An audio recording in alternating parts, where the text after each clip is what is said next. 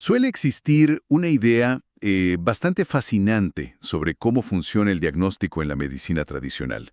O sea, alguien se rompe un brazo, la radiografía muestra una línea blanca irregular en el hueso y el médico simplemente, señala la pantalla y dice que ahí está el problema. Claro, es súper visual. Exacto, es limpio, es mecánico, es visible, pero cuando entramos en el terreno, digamos en el intrincado terreno de la salud mental, pues no hay máquinas de rayos X para el pensamiento. Ojalá las hubiera, ¿no? Sería mucho más sencillo. Totalmente.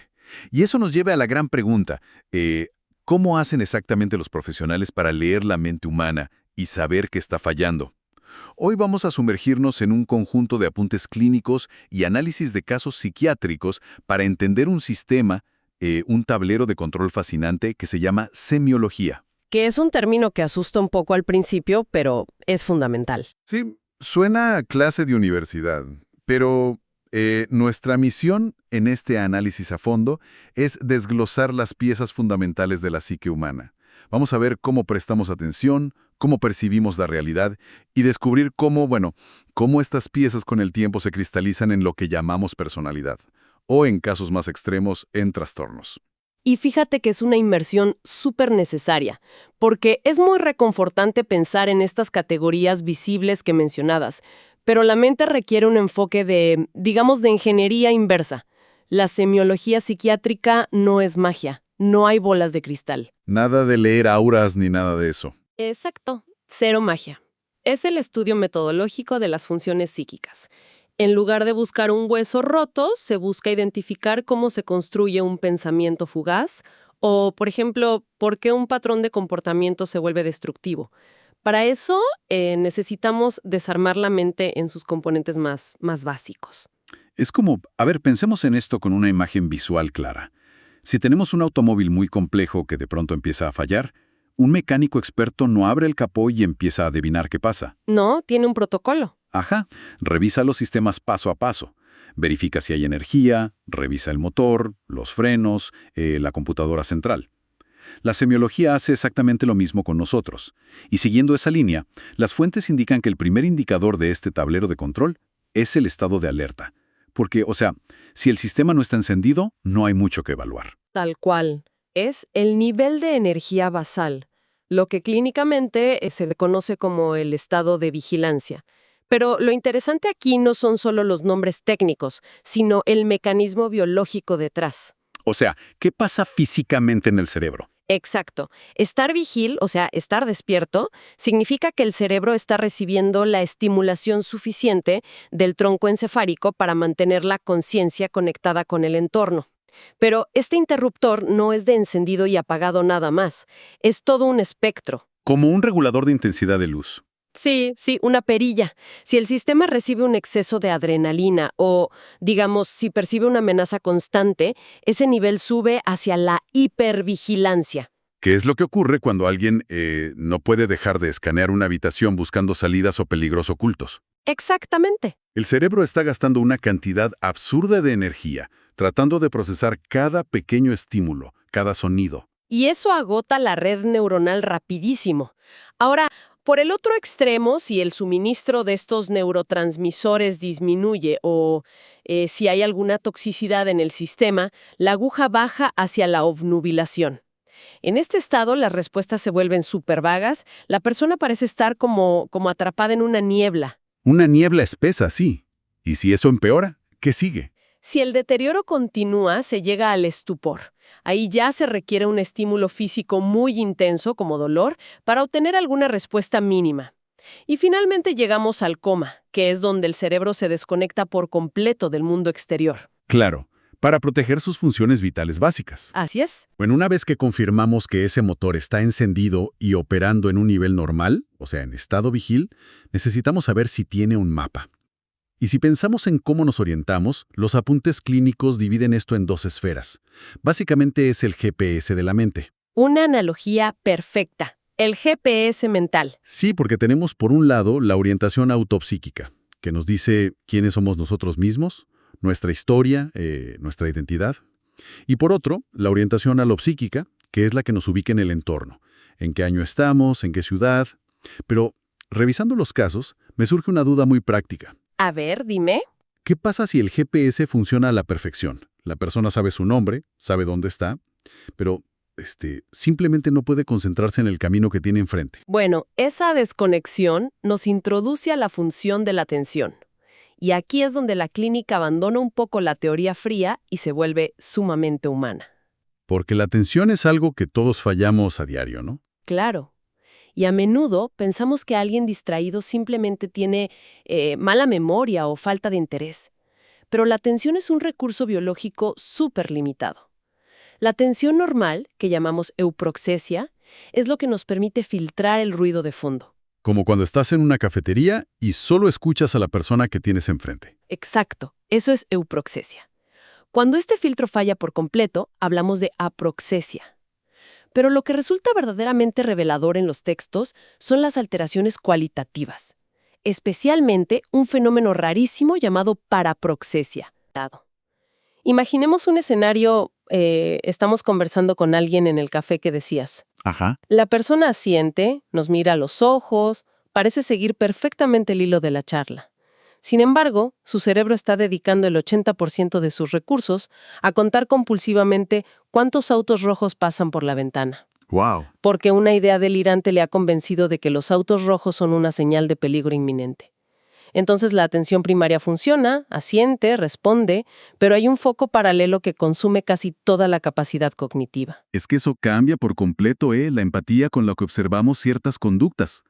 Si vemos a alguien ignorando una instrucción o que parece como distante, podríamos asumir de inmediato que es negligencia o mala educación. Y solemos juzgar muy rápido. Totalmente. Cuando en realidad su tablero de control está lidiando con alarmas internas ensordecedoras. Y bueno, esto nos lleva al siguiente nivel de complejidad. Ya sabemos que estamos despiertos, orientados y prestando atención. Ahora la pregunta es, ¿cómo procesa el cerebro el mundo exterior e interior? Entramos a lo que podríamos llamar el filtro de la realidad, que es el pensamiento y la sensopercepción. Y aquí es imperativo deslindar ambos conceptos.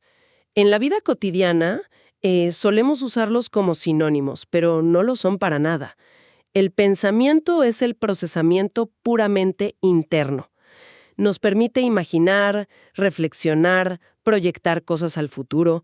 Las notas clínicas lo evalúan midiendo 3 parámetros que son muy mecánicos: el flujo, el curso y el contenido. Y ahí, usando una metáfora clásica de los apuntes, me encanta la del río, para entender este mecanismo. El flujo sería como la velocidad del agua. Exactamente. Si el cerebro está deprimido, las fuentes explican que hay una falta de dopamina y serotonina, que, literal, espesa el agua. Los pensamientos se mueven lentos, hay pausas súper largas al hablar, y a eso se le llama pensamiento bradipsíquico. Y por el contrario, en un episodio maníaco, el río se desborda a toda velocidad, lo que llamamos taquipsiquia. Claro.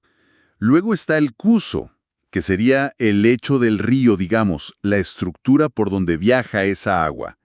Un curso normal es lineal, tiene un principio, un desarrollo y una conclusión lógica. Pero en ciertos trastornos, como por ejemplo en la esquizofrenia, ese curso se vuelve disgregado. Las ideas saltan de un lado a otro sin una conexión que sea comprensible para quien escucha. Y finalmente tenemos el contenido, que es lo que lleva el agua. Pueden ser ideas obsesivas, fobias o ideas delirantes. Y aquí creo que hay que hacer una pausa crítica sobre lo que leímos. Sí, porque el delirio se confunde mucho. Exacto. Un delirio no es un error de los sentidos, es un error del contenido del pensamiento. Es una creencia falsa que es irreductible a la lógica y que el paciente defiende con una certeza absoluta. Absoluta. Sin importar cuánta evidencia objetiva se le presente en contra, el delirio no cede. Y ahí es donde entra la sensopercepción para marcar el contraste. El pensamiento es lo que pasa adentro, pero la sensopercepción es cómo el mundo físico, el mundo real, entra a ese río de ideas. Y los documentos lo desglosan como una cadena de montaje de 3 eslabones muy definidos. A ver, cuéntanos la cadena. Primero está la sensación, que es puramente biológica. Las ondas de luz golpean la retina o el sonido vibra en el tímpano. Segundo, está la representación, que es esa inmensa biblioteca de imágenes y sonidos que guardamos en la memoria. Nuestro archivo personal. Ajá, el archivo. Y tercero, la percepción, que es el momento mágico en que el cerebro une ese estímulo físico con un recuerdo del archivo para darle un significado. Exacto. Es un proceso de ensamblaje que ocurre en tiempo real, en milisegundos. Y entender esa cadena de montaje es la única forma, creo yo, de desempacar uno de los conceptos más malentendidos por el público en general, la diferencia abismal que hay entre una ilusión y una alucinación. Sí, porque se usan indistintamente en las películas. Todo el tiempo. Si aplicamos la mecánica de los 3 eslabones, una ilusión ocurre cuando la cadena empieza bien, pero termina mal. O sea, hay una mancha de humedad real en la pared. La luz rebota en ella. El ojo capta la sensación física. Hay un estímulo verdadero. Exacto, el objeto existe.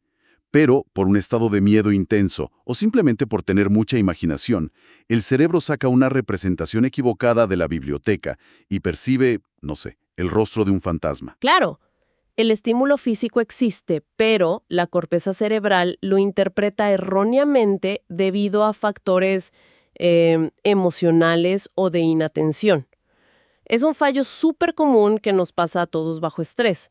Caminas de noche y ves un perro donde solo había una bolsa de basura. Nos ha pasado a todos. Pero la alucinación tiene un mecanismo diametralmente opuesto y que es mucho más severo.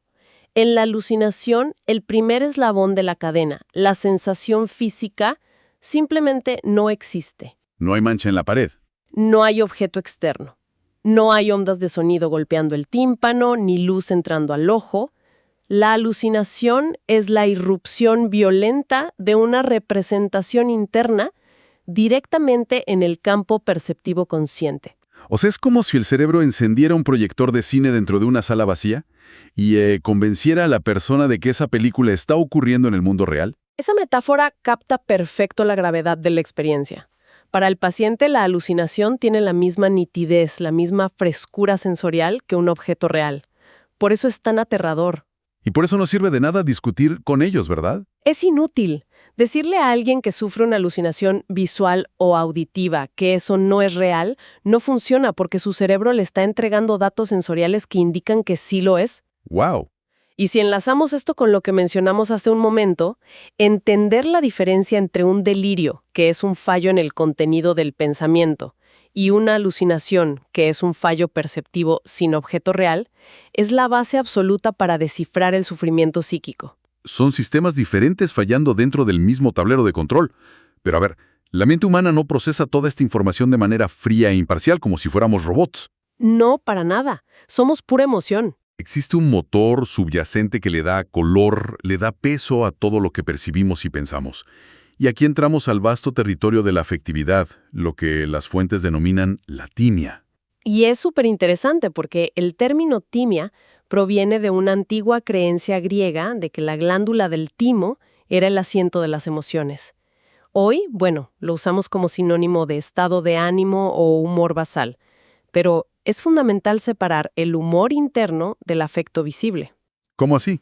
La timia es el clima general de la mente durante una temporada larga, digamos si es invierno o verano, mientras que el afecto es el clima de hoy, es la manifestación conductual inmediata que podemos observar en el rostro o en la postura de una persona en este instante.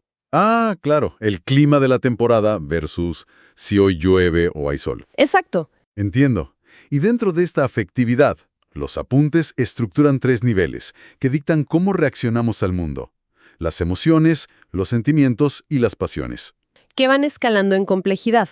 Sí. Y poniéndolo en términos de rendimiento atlético, para visualizar cómo nos consumen energía, las emociones serían como una carrera de 100 metros lisos.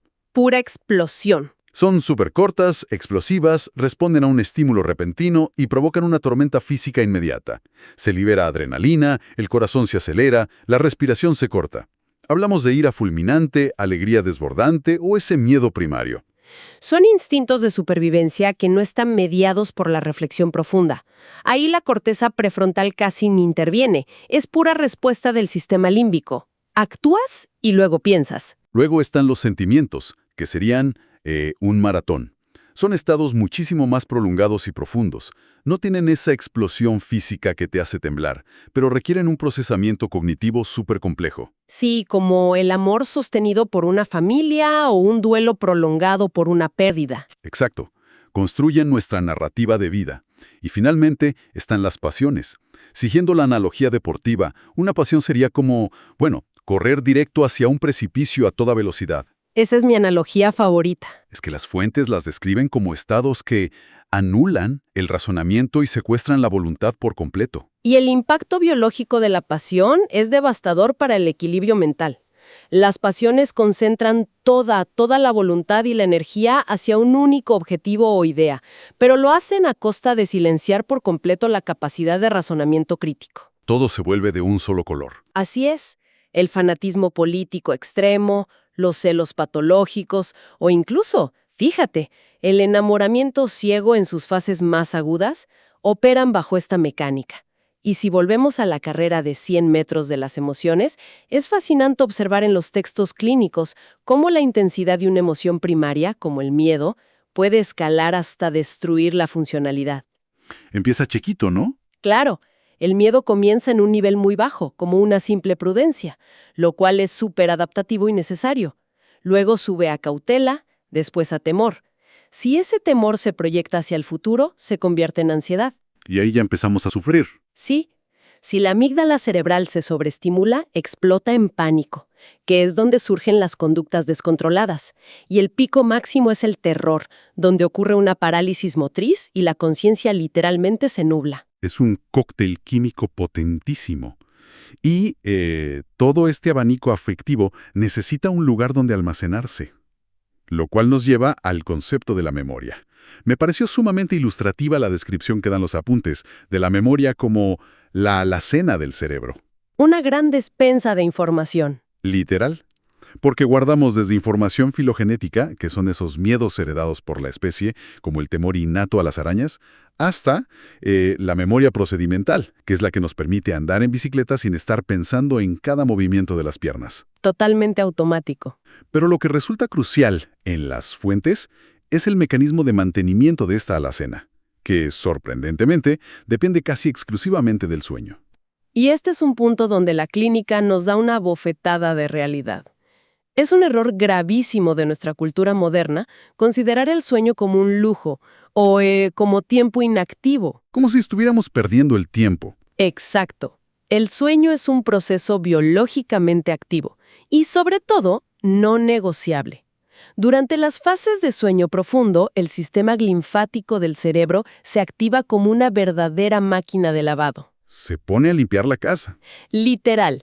Elimina toxinas, proteínas como la beta-amiloide y todo tipo de desechos metabólicos acumulados durante la vigilia. Posteriormente, entramos en el sueño REM, el de movimientos oculares rápidos.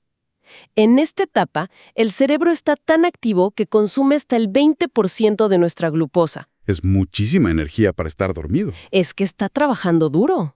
Su tarea es procesar las vivencias del día, decidir qué se archiva en la memoria a largo plazo y qué se desecha para liberar espacio en el disco duro. Es decir, mientras dormimos, nuestro cerebro repara físicamente el hardware y además organiza el software. Excelente resumen. Ahora, si tomamos todas estas piezas que hemos desarmado, el estado de alerta, la atención, el filtro de la sensopercepción, el motor emocional y la memoria, y las dejamos interactuar y solidificarse durante nuestros primeros años de vida, el resultado final es lo que llamamos personalidad. Que es el sello de cada individuo. Y los apuntes clínicos la definen como la combinación ineludible de dos factores. Primero, el temperamento, que es nuestra configuración genética de fábrica. Y segundo, el carácter, que son los hábitos y respuestas que el ambiente y las experiencias van moldeando. Y ese proceso de solidificación nos lleva directo al núcleo de este análisis clínico. La personalidad se considera relativamente estable y formada hacia los 18 años. Pero, ¿qué sucede cuando la amalgamada de esos rasgos genéticos y ambientales resulta en patrones que son rígidos, inflexibles y profundamente disfuncionales? Que ya no se adaptan a la vida. Ahí es donde la psiquiatría identifica los trastornos de la personalidad. No se trata simplemente de ser, no sé, un poco huraño o muy extrovertido. Hablamos de patrones permanentes de experiencia interna y de comportamiento que se alejan drásticamente de las expectativas culturales. Y lo más importante, causan un deterioro real en la vida del individuo. Y para organizar este inmenso mapa de la personalidad, las fuentes dividen los trastornos en grandes grupos. Tenemos el grupo A, que están catalogados como los excéntricos o raros, donde se ubica el trastorno esquizotípico. Que son perfiles muy particulares. Sí, estas personas presentan un pensamiento mágico, ideas de referencia, y sienten un aislamiento genuino porque experimentan el mundo de una forma radicalmente distinta a la mayoría. Ajá. Por otro lado, está el grupo B, que son descritos como emocionales, erráticos o impulsivos. Y aquí evitan el trastorno límite, el narcisista, el histriónico y el antisocial. Y justo aquí es donde la teoría se choca con la realidad de una forma espectacular en los textos, especialmente en un debate que surgió en los casos de estudio sobre la figura de Salvador Dalí. Ah, el caso Dalí. El análisis retrospectivo de figuras históricas siempre levanta una controversia clínica tremenda. Exactamente. Y bueno, quiero plantear una postura sobre ese debate para ver los dos lados, ¿no?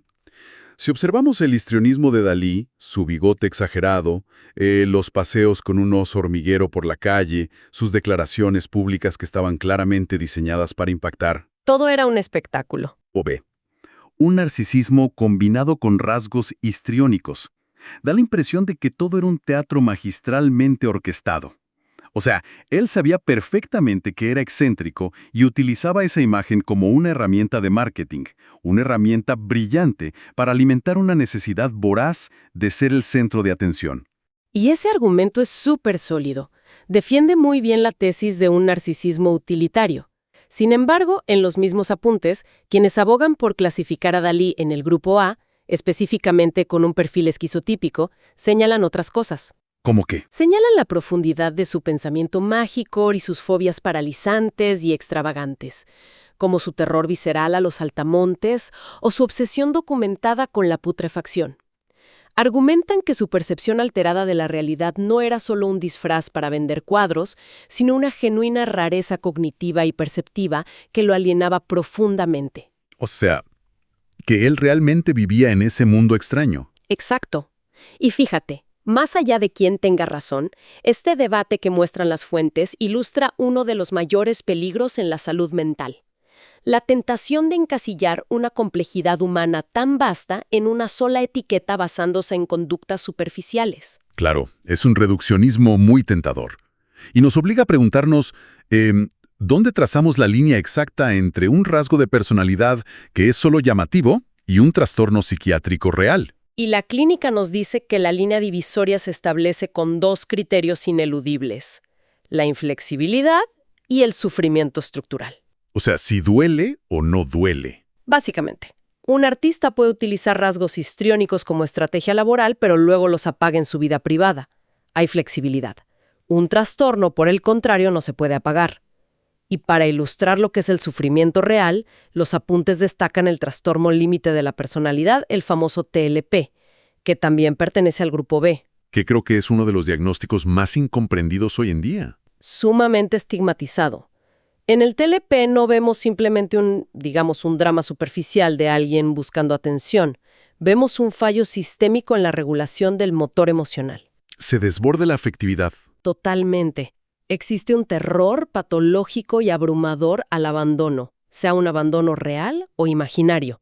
La afectividad se polariza al extremo. Esto significa que el paciente puede idealizar por completo una persona y, ante la menor percepción de rechazo, pasar una desvalorización absoluta en cuestión de horas. De blanco a negro sin grises. Y este sufrimiento interno es tan desbordante que genera impulsividad destructiva y conductas autolesivas crónicas. Las autolesiones no son llamadas de atención vacías. Las fuentes enfatizan que suelen ser mecanismos biológicamente fallidos para intentar regular una angustia psicológica que el cerebro percibe como insoportable. Eso obviamente trasciende por completo cualquier excentricidad de carácter. Totalmente. Ver esa magnitud de sufrimiento realmente te cambia la perspectiva. Hemos recorrido un camino inmenso en este análisis. Empezamos allá en los cimientos, entendiendo cómo la mente se enciende a través del estado de alerta y cómo se ubica con su GPS mediante la orientación. Y vimos cómo la atención puede ser secuestrada. Ajá, la paraproxesia. Luego diferenciamos el caudal de nuestros pensamientos y delirios del proyector engañoso que genera las alucinaciones en la sensopercepción. Exploramos cómo las emociones nos impulsan en explosiones cortas y cómo el sueño REM literal limpia la alacena de la memoria. Y finalmente, vimos cómo todo este hardware biológico y el entorno se fusionan, dando lugar a personalidades que pueden ser flexibles o que pueden endurecerse en trastornos súper dolorosos. Es un viaje fascinante. Y si hay un aprendizaje fundamental tras diseccionar este tablero de control semiológico, es que nuestra capacidad de observación se vuelve forzosamente más compasiva. Sí, uno entiende más a la gente. Claro, conocer las tuercas y tornillos de la psique no es un ejercicio reservado solo para dictar diagnósticos fríos en un hospital. Nos otorga las herramientas para entender nuestra propia maquinaria. Nos permite identificar si una reacción iracunda que tenemos es un secuestro pasajero de la amígdala o si ya es un patrón rígido de carácter. Nos autoobservamos mejor. Y más importante aún, fomenta una empatía clínica hacia los demás. Nos ayuda a comprender que detrás de un comportamiento que socialmente consideramos irracional o muy difícil, suele haber un sistema de procesamiento sobrecargado. Un sistema que está operando bajo reglas perceptivas que para esa persona son su única realidad absoluta. Es una óptica que transforma por completo nuestra manera de interactuar con el mundo. Y, a ver, empezamos hablando de mecánicos y piezas de motor, pero hay una reflexión profunda que me queda flotando tras entender toda esta complejidad de nuestra formación psíquica. A ver, ¿qué te dejó pensando? Si aceptamos que nuestra personalidad actual es el resultado, digamos, matemático de un temperamento genético innegable de fábrica y de un carácter esculpido por un ambiente que, seamos sinceros, muchas veces no elegimos. No, no lo elegimos para nada. Y además sabemos que estos sistemas pueden cristalizarse en respuestas predeterminadas. Ante todo esto que revisamos hoy, ¿cuánto de lo que definimos orgullosamente como nuestras decisiones o nuestro libre albedrío es realmente una elección consciente? ¿Y cuánto es simplemente nuestro sofisticado tablero de control mental ejecutando sus rutinas en piloto automático sin que nos demos la menor cuenta? Es una paradoja fascinante sobre la naturaleza de nuestra propia libertad. Definitivamente queda mucho material mental por seguir explorando. Y así, dejamos esa pregunta sobre la mesa para que quienes nos escuchan sigan pensando.